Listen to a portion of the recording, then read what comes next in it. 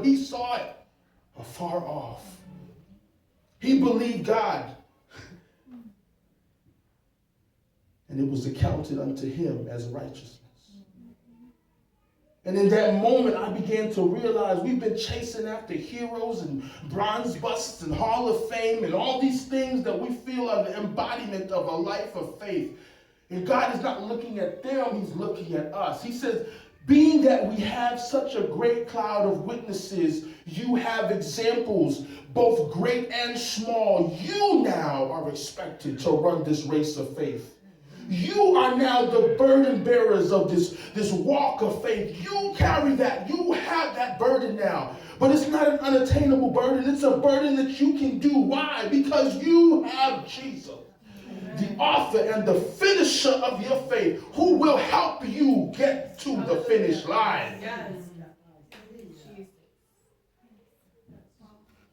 He will get you to the finish line. It's not glamorous. It don't have to be pretty.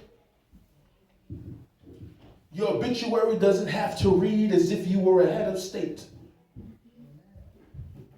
You just have to keep your eyes on Christ.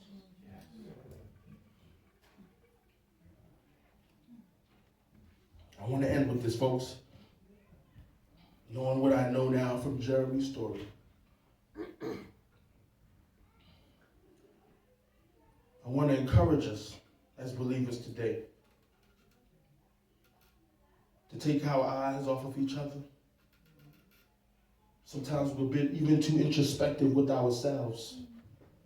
The judging of ourselves, the judging of our walks. Oh, if I only prayed a little bit more, only if I fasted a little bit more, only if I did this a little bit more, only if I did that a little bit more, and you're missing it. You're missing it, you're missing it, you're missing it. God is not calling us to do more works in order to please him. He's not calling us to do more works just to demonstrate our faith. He gives us the faith. God is just calling us to keep our eyes on him. And I want to encourage us today. In the light of stories like Jeremy and Noah, right? People who just quite didn't measure up in our estimation, who didn't quite meet the standard, who never saw the fulfillment. They didn't stop the mouths of lions.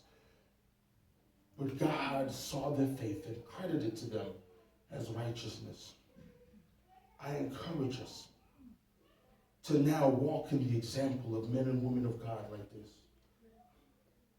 keeping our eyes on the author and the finisher of our faith.